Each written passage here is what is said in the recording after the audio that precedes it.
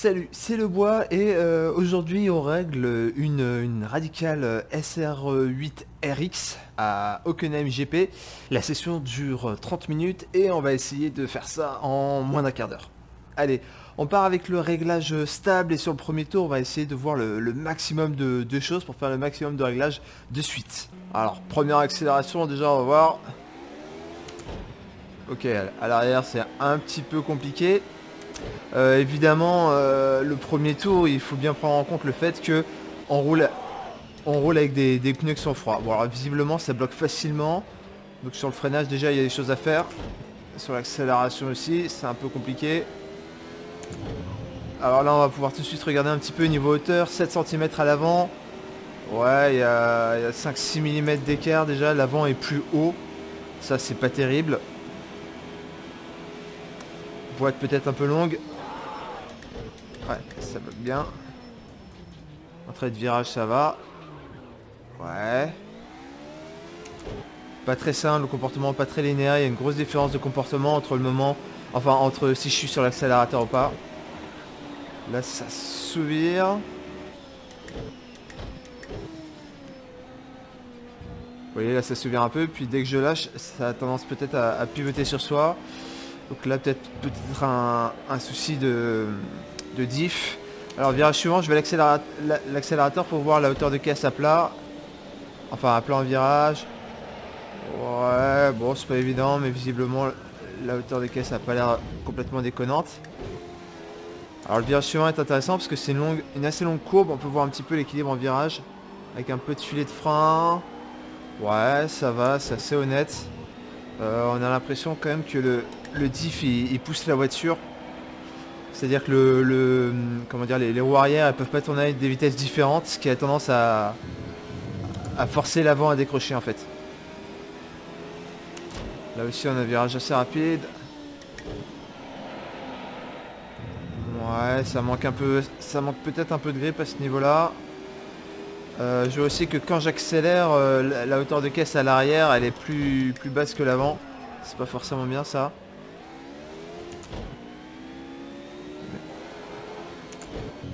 Ok, niveau pression là ça commence à monter un petit peu. Qu'est-ce qu'on lit? Ouais, alors il n'y a pas un énorme écart entre l'intérieur et l'extérieur. Ouais, ça va, on aurait peut-être pu éventuellement augmenter un peu le carrossage. Mais ça passe encore. Ouais, alors ça manque aussi un peu de grip à l'accélération. Allez, on retourne dans le garage. Alors, donc on a dit que la pression de freinage elle était peut-être un peu élevée. En même temps, le répartiteur, je vois qu'il est à 61. Donc je vais peut-être commencer par changer un peu la répartition de freinage. Je baisse un peu ça. Les freins avaient pas l'air de trop chauffer. L'aéro, on verra un peu plus tard. On verra quand on aura réglé le reste. Alors ici, j'ai envie de mettre des suspensions plus souples à l'arrière pour avoir plus de grip à l'accélération.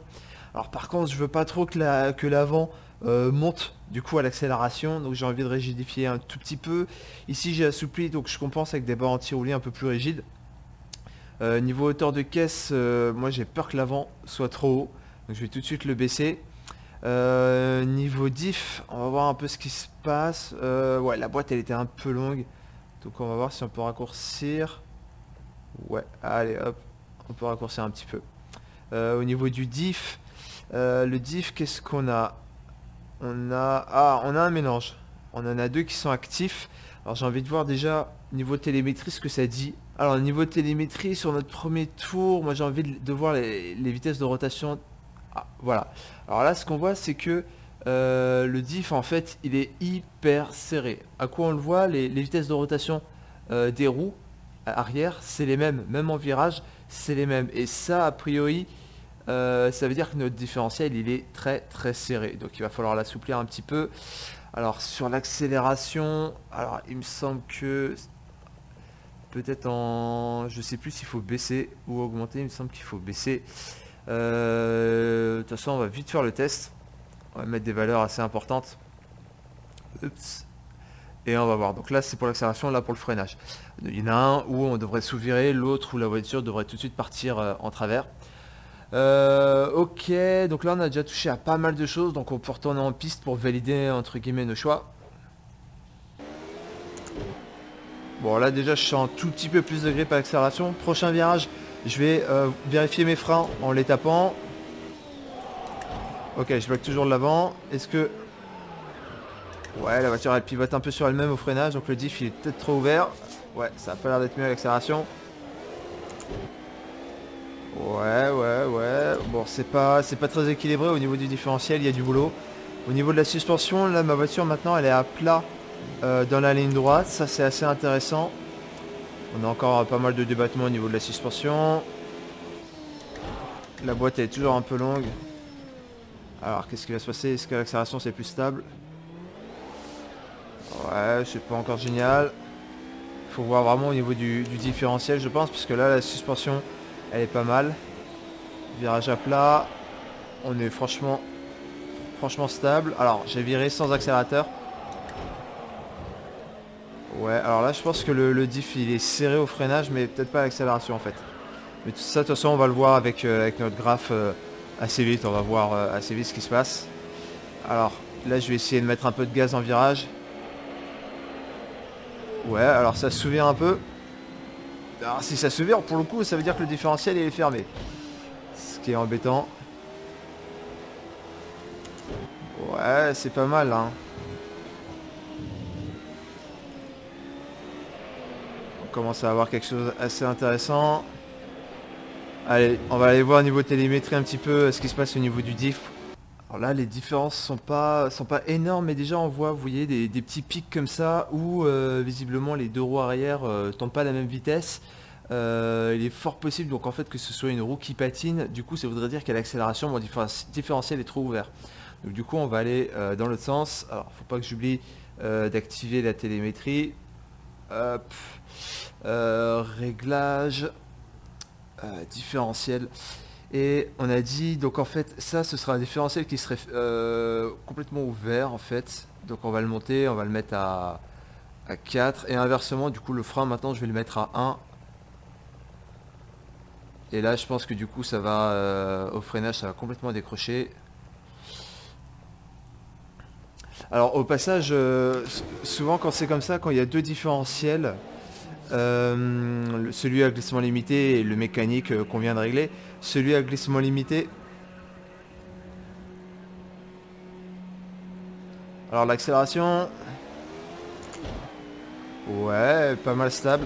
Souvent quand on a deux différentiels comme ça, le différentiel à glissement limité et le mécanique, le différentiel à glissement limité il est juste là pour... alors allez, hop, si je freine comme ça, ouais, en fait c'est assez stable. Alors je vais essayer l'accélération en tournant.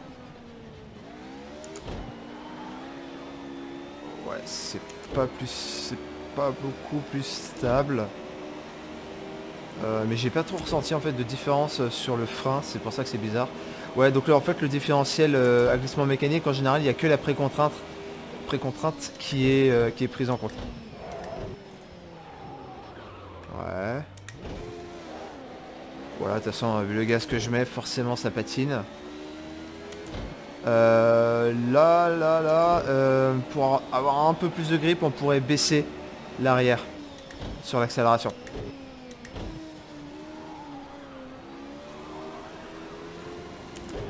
Ok, je vais tout de suite voir un petit peu au niveau télémétrie. Alors là, ce qu'on voit déjà, c'est les pics qu'on avait tout à l'heure. À l'accélération, ils n'y sont plus. S'ils n'y sont plus, ça veut dire qu'en fait, le différentiel à l'accélération, il est complètement bloqué. Donc du coup, on va maintenant savoir dans quel sens aller. Alors visiblement, sur le frein, ça n'a pas trop fait de différence. Donc puissance. Donc là, en fait, il est trop fermé. Alors du coup, on peut repartir sur un truc... intermédiaire, et le frein là il serait complètement ouvert, donc pareil c'est vrai qu'elle pivotait un petit peu sur elle-même, donc on va partir sur 2, 3 et 2. Suspension, donc on peut pas assouplir l'arrière, donc on va le baisser un tout petit peu. Vu que je le baisse un tout petit peu pour quand même avoir un équilibre avant-arrière satisfaisant, je vais diminuer la rigidité des ressorts avant, comme ça l'avant va baisser un petit peu. Est-ce que je compense? Ouais, je peux compenser un peu avec la barre anti-roulis avant.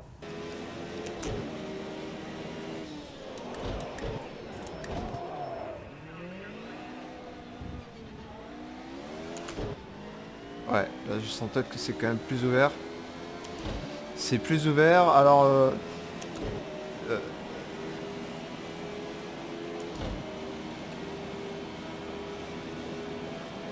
Donc là j'ai mis 53 points de frein aussi sur l'avant. La boîte toujours un peu longue. Ouais, ça commence à devenir limite hein, pour le frein. 55 finalement c'était bien. Ok, l'accélérateur, ça c'est un peu trop libre là. Pour le coup on le sent bien. À l'accélération on sent que la voiture elle pivote sur elle-même. Donc voilà, un peu trop libre. Donc ça va falloir resserrer un peu. Sinon au niveau hauteur de caisse on sent qu'on a un grip qui est assez équilibré. Alors par contre j'ai pas regardé l'équilibre en ligne droite ou à plat. Mais ouais on commence à sentir quelque chose d'assez équilibré, assez efficace. Alors là ouais là ça fonctionne. Voilà, donc on va essayer tout de suite simplement au niveau du différentiel. On va corriger un peu le différentiel. Donc là on va par exemple aller mettre la répartition à 3-2. Ici vous avez la précontrainte. J'ai envie de l'augmenter un petit peu, ça coûte pas grand chose. Ça règle en fait le différentiel lorsqu'on n'accélère pas et qu'on freine pas. Je pense que ce sera plus en phase avec le reste. Sinon simplement les amortisseurs, vu que j'ai assoupli derrière, j'ai envie de diminuer un petit peu voilà, les amortisseurs en lent. Je vais pas toucher au reste, ça me paraît pas utile. Et maintenant je repars sur la piste. Je pense que l'équilibre devrait être déjà pas mal. Simplement il reste en fait à régler principalement les ressorts. Pardon. Il reste à régler les ailerons. C'est vrai que j'ai pas trop touché à ça. Bon, ceci dit, l'équilibre paraissait pas trop vilain hein, sur les virages les plus rapides. Mais voilà, on peut peut-être encore gagner un petit peu là-dessus, quoi. En fait, on peut baisser pas mal la voiture. J'ai envie d'essayer. Alors, je viens de refaire un tour. Alors simplement, en fait, pourquoi pas baisser la voiture? Je crois qu'on peut la baisser. 15, du coup ici ça va faire 60, 83, nanana, 68. Pourquoi pas faire ça? Alors l'avant était un peu plus bas, ça je veux pas, donc finalement je remonte un petit peu ici. Je pense qu'au niveau de l'aéro, ouais, on a quand même pas mal chargé à l'arrière, mais bon, on va pour le moment laisser comme ça. Et le diff, faut le serrer encore plus, ouais, carrément. Au niveau du moteur, j'ai pas trop regardé les températures. Par contre la boîte elle est toujours trop courte. Alors je sais pas si on peut... Oups.